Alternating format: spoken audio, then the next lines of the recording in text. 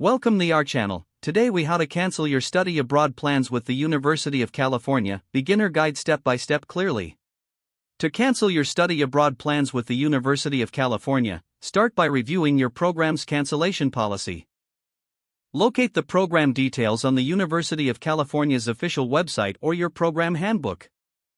Check if there are any specific deadlines for cancellations to avoid penalties or fees. Gather all necessary documents related to your study abroad application.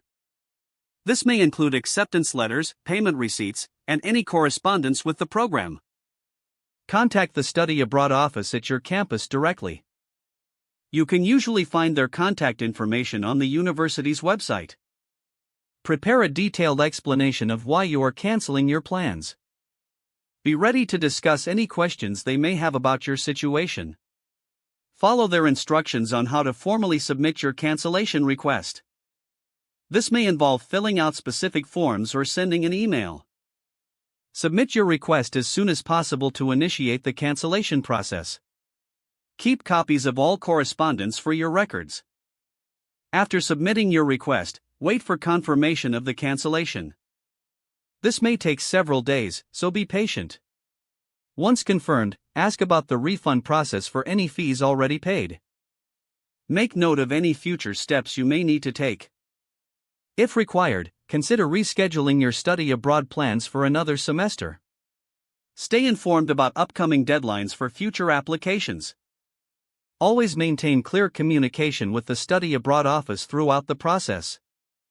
If the page does not load, refresh the browser or try again in a private or incognito window.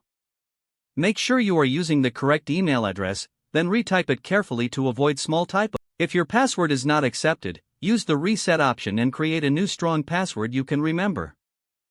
Check your spam folder for verification or security emails, then complete any requested confirmation steps. Enable two-factor authentication if available to improve account security and reduce unauthorized access risk.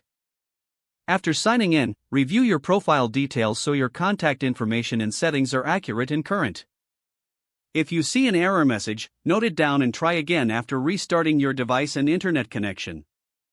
Log out when you finish, especially on shared devices, to keep your account and payment information secure. Don't forget to like this video and subscribe to our channel for more step-by-step tech guides.